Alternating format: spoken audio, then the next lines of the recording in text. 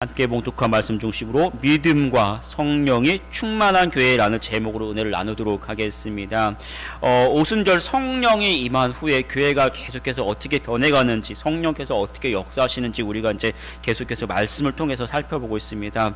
지난주에는 교회 안에 핍박이 왔었습니다. 그래서 종교 지도자들이 이 사도들을 잡아다가 감옥에 가두고 다시는 예수를 이렇게 말하지 말라, 복음을 말하지 말라라고 합니다. 그러면 성도들이 두려워하고 또 복음 전하는 것이 막힐 것 같지만 성경을 보면 오히려 더 크게 성령께서 역사하시고 더 많은 복음이 전파되었습니다. 성령의 역사는 어떠한 핍박이나 환경, 어떤 환난도 결코 막을 수 없어요. 우리 성도들이 항상 하나님을 의지하고 어떤 어려움 속, 어떤 환경 속에서도 하나님의 능력으로 세상을 힘있게 살아가는 우리 성도들이 되기를 축복합니다.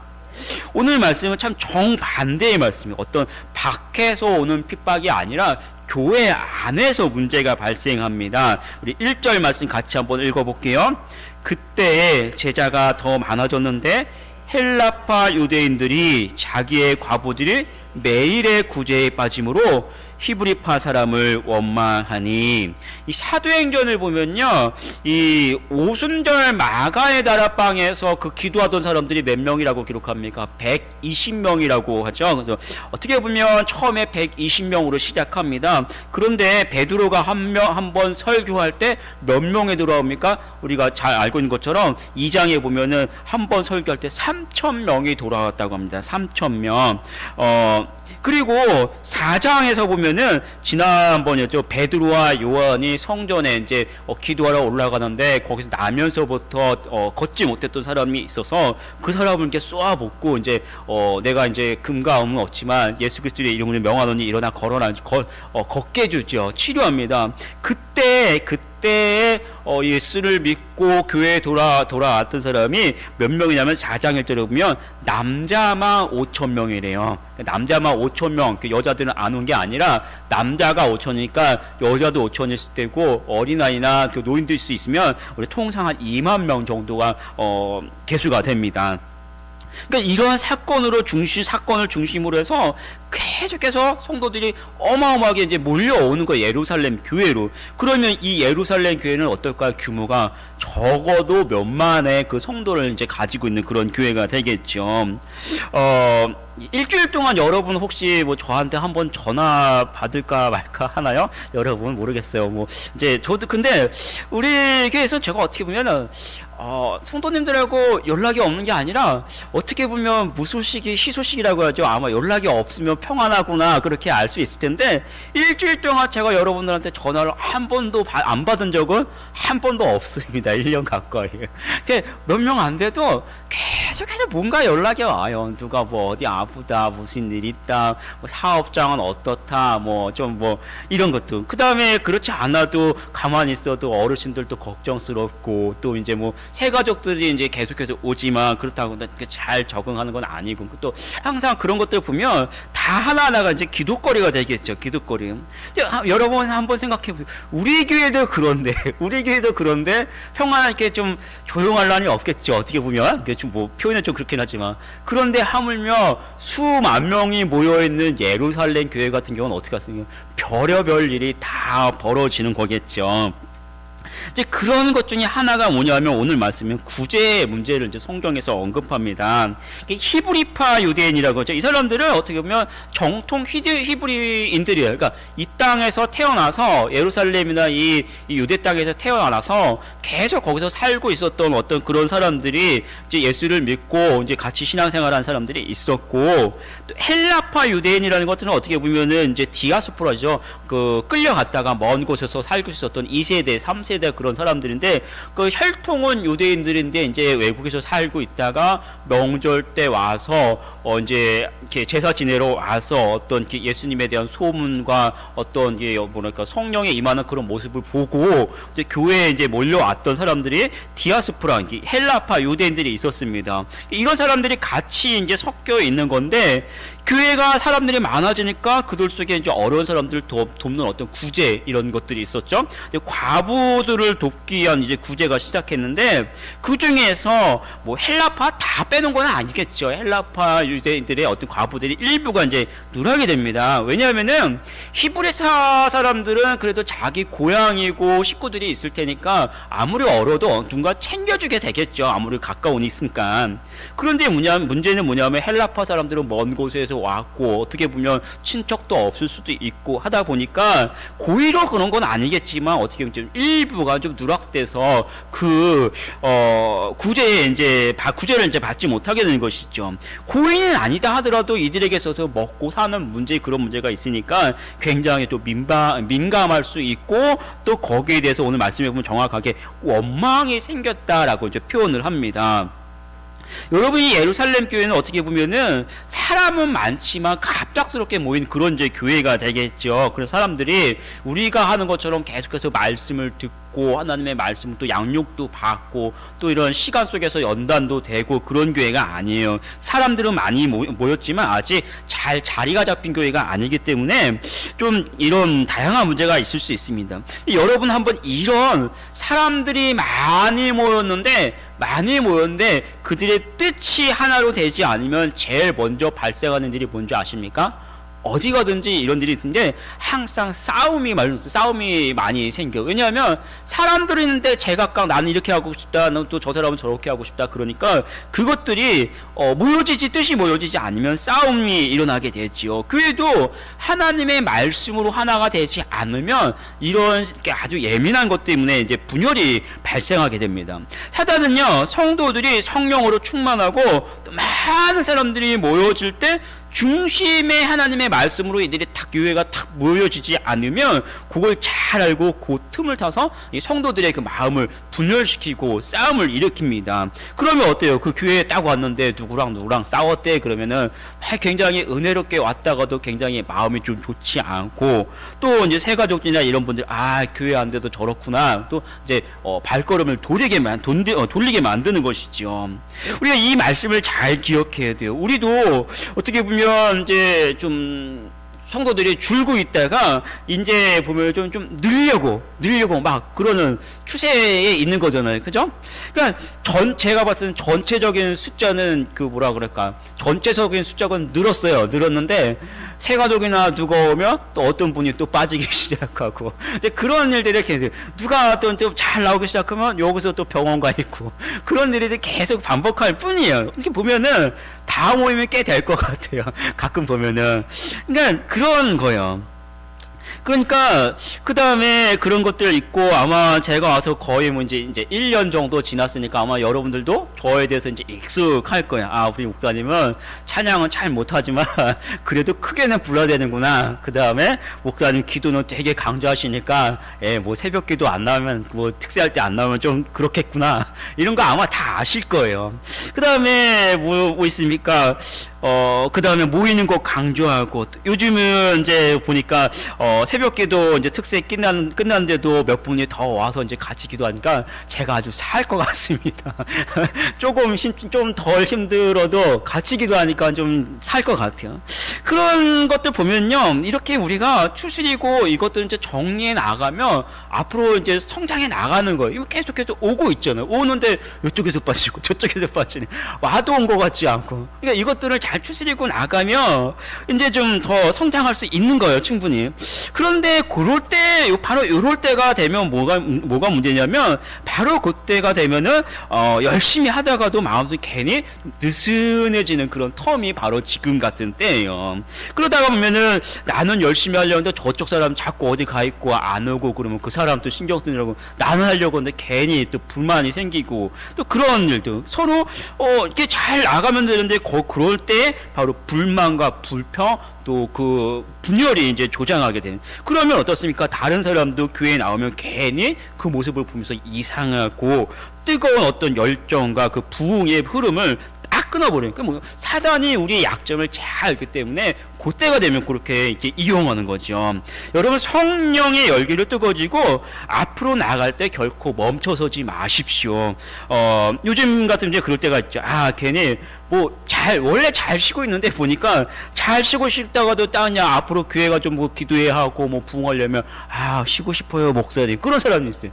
가만히 보면 일주일 동안 많이 쉬고 있어요. 집에서 잘 쉬다가 일주일 동안 좀 잘 쉬고 계획적으로 쉬시고 주일에는 오셔서 더 예배 드리고 은혜 받는데 힘쓰시면 되는 거예요. 뭐 쉬지 말라는 얘기가 아니라 그렇게 하시면 되잖아요.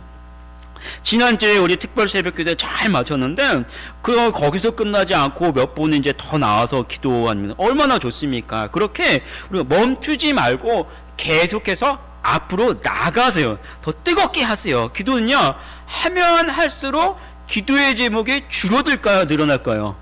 하면 할수록 기도의 제목이 늘어납니다. 그게 뭡니까? 내 기도에서 시작해서 하나님 나라와 의를 구하기 시작하고 옆에 있는 성도들 위해서 중보 기도하기 시작하고 그러면서 하나님께서 기도의 뜨거운 응답과 은사를 부어주시는 거예요. 하나님을 섬기는 것이 여러분에게 가장 큰 복인 줄 믿습니다. 여러분이 하나님을 사랑하고 섬기는 것에 결코 내려놓지 말고 무엇에도 방해받지 말고 열심히 섬기고 하나님께 칭찬받고 복받는 우리 성도들이 되기를 축복합니다. 이 많은 사람들이 교회로 들어오니까 적어도 이 예루살렘 교회도 제가 볼 때는 과부만 해도 한 수천 명은 될 겁니다. 수천 명. 그죠? 몇만 명이 있으니까 뭐 그 중에 뭐 과부라고 하면 4분의 1, 5분의 1 뭐 한 정도 떼놓으면 수천 명은 될 거예요. 그러니까 이것들을 사도들이 직접 했더라고요. 아침에 보면은 오늘은 과부가 한 7, 8천 명 정도 되니까 우리는 뭐 베드로는 저쪽 가 있고 돈 잘 만지는 마태는 이쪽 가 있고 해가지고 줄을 서서 오늘은 어떻게 주자. 일단은 회의를 하겠죠. 쭉 많아지는데 봤더니 이분은 진짜 과부가 많은데 이분은 과부 같기도 하고 아닌 것 같기도 하고 그런 사람도 있을 테고 어떤 사람은 그냥 따라와가지고 달라고 하는 사람도 있을 테고 그러잖아요. 그것들 보면은 판단하는 것도 굉장히 쉬운 일은 아니에요. 그냥 아닌 것 같아서 안 주는데 진짜면 굉장히 속상해하고 또 서운할 수도 있고 또 아닌데 주면은 또 뭐라고 할 수도 있고 그렇잖아요. 그것도 사실 보면은 굉장히 큰 일입니다.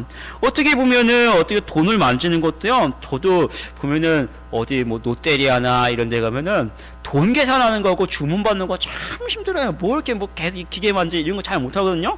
당시에도 보면은 예수님의 12제자에도 보면은 뭐 가룟유다는 이미 죽었지만 가룟유다나 뭐 마태 같은 사람들은 돈을 원래 만지던 사람이니까 구제나 이런 헌금이나 이런 건 잘하겠지만 어떻게 보면 베드로나 야고보 이런 사람들은 돈 만지던 사람이 아니잖아요. 물고기 잡던 사람들한테 이런 건 안아주고 하면은 굉장히 머리 아프고 힘들고 이런 것들이죠. 잘 안 되는 거예요. 그러니까 사도들이 그런 문제 속에서 해결책을 제시를 합니다. 어떻게 합니까? 7명을 선택해서 그들에게 구제를 맡기고 사도들은 계속해서 기도하는 일과 말씀 전하는 일에 전념하도록 하자라고 하죠. 우리 2절에서 5절 말씀 같이 한번 읽어볼게요. 2절에서 5절. 12사도가 모든 제자를 불러 이르되 우리가 하나님의 말씀을 제쳐놓고 접대를 일삼는 것이 마땅하지 아니하니 형제들아 너희 가운데서 성령과 지혜가 충만하여 칭찬받는 사람 7을 택하라. 우리가 이 일을 그들에게 맡기고 우리는 오로지 기도하는 일과 말씀 사역에 힘쓰리라 하니 온 무리가 이 말을 기뻐하여 믿음과 성령이 충만한 사람 스데반과 또 빌립과 브루고로와 니가노르와 디몬과 바메나와 유대교에 입교했던 안디옥 사람 니골라를 택하여.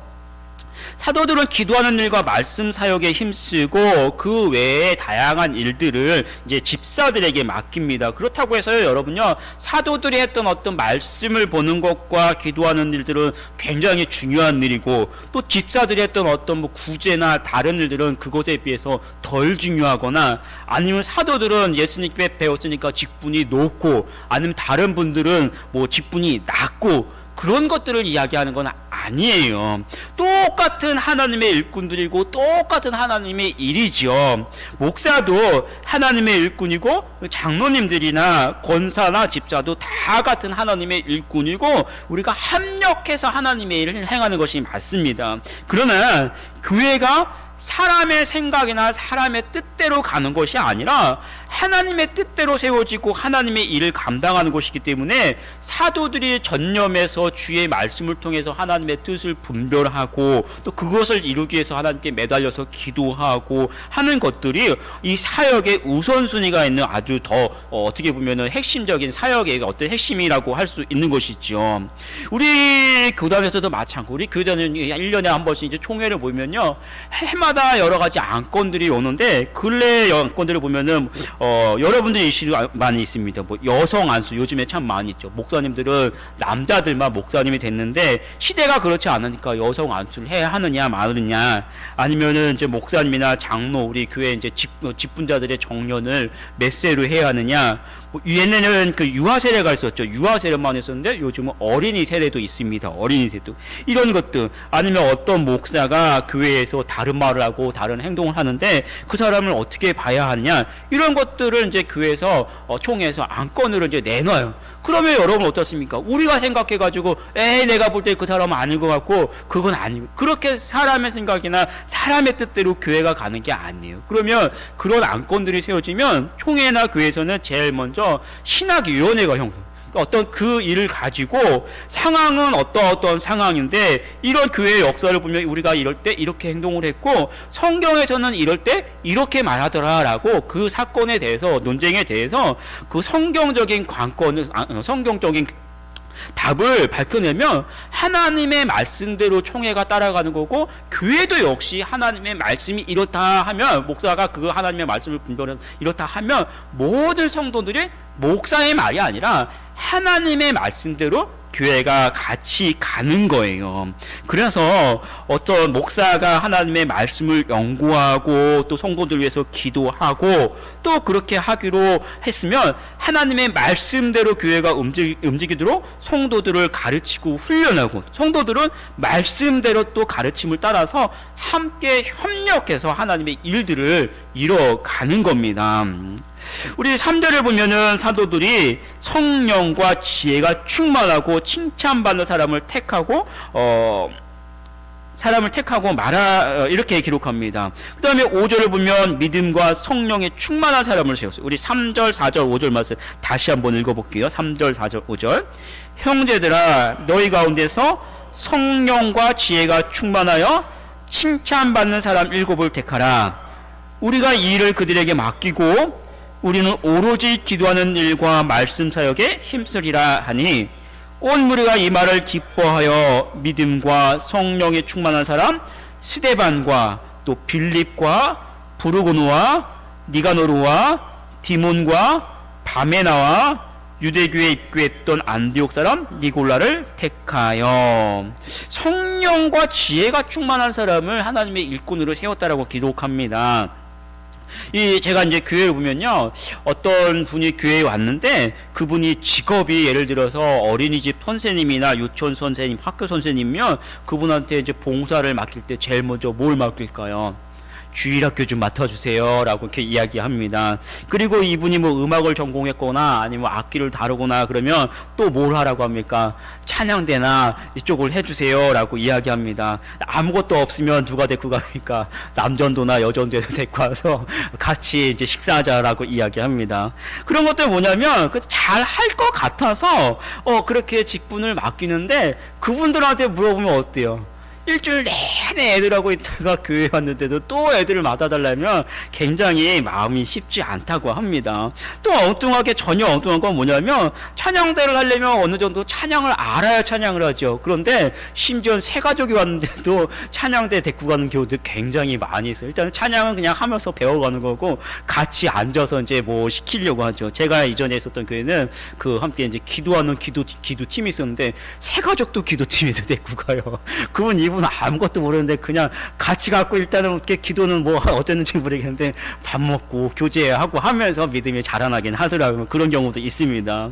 그러니까 하나님의 일은요, 가만히 보면 어떤 사회적인 직업이나 학력이나 어떤 재력, 경력 이런 거 가지고 하는 게 아니에요. 그런 것이 아니라 오늘 말씀처럼 어떻게 보면 은사나 영적 성숙도에 따라서 세워지고 그것을 가지고 섬기는 겁니다. 오늘 말씀해 보면 이 7집사를 세울 때 첫 번째는 성령에 충만한 사람을 세우라고 해요. 성령에 충만한 사람은 기도를 많이 해가지고 어떤 일이 있어요. 성령께서 막 말씀하시면 그러면 이렇게 해야 하는구나. 그런 것을 이야기하는 것이 아닙니다. 성령에 충만한 사람은 하나님의 말씀대로 살아가는 사람, 하나님의 말씀의 가운데 중심에 있어서 말씀에 이게 붙들려서 살아가는 사람을 성령에 충만한 사람이라고. 예수님이 하나님의 말씀을 딱 두 가지로 요약합니다. 뭐라고 합니까? 주 너의 하나님 사랑하고 또 내 이웃을 내 이웃과 같이 사랑하라. 하나님 사랑, 이웃 사랑. 이것이 우리 마음속에 딱 가득해서 어떤 일을 맡겨준 하나님 앞에 충성스럽고 또 성도들을 바라보면서 항상 하나님의 말씀 마음으로 사랑하고 섬길 줄 아는 그런 사람의 성령 충만한 사람이고, 그런 사람을 교회의 일꾼으로 세우는 거예요. 성경을 보면 제가 봤을 때는 7집사도 있었지만 제가 참 마음에 드는 사람은 바나바 같은 사람. 저 사도행전을 보면서. 왜냐면은 이 사람 굉장히 순전한 사람이고 순수하게 하나님 사랑하고 순수하게 이제 성도들을 사랑하다 보니까 어디까지 나갑니까? 자기 집까지 팔아가지고 하나님 쓰세요 하고 그렇게 바쳤죠. 좀 가만히 보면 그런 분들도 좀 있었으면 좋겠어요.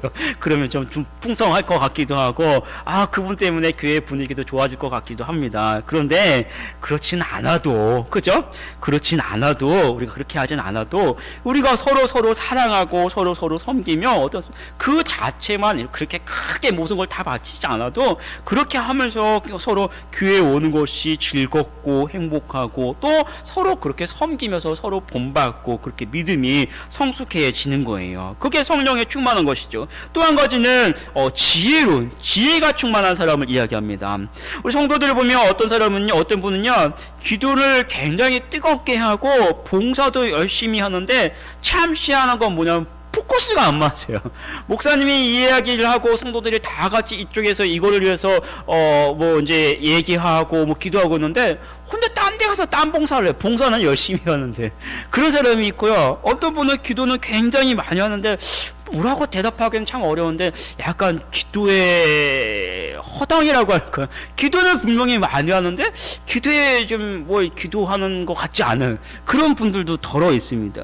그것들은 왜 그러냐면은 그분이 안 섬기고 기도를 안 한다고 하면 안 되는, 하는 건데 그렇게 얘기하면 서운하겠죠. 안 하는 것이 아니라 뭔가 그 안에 지혜가 부족한 거예요.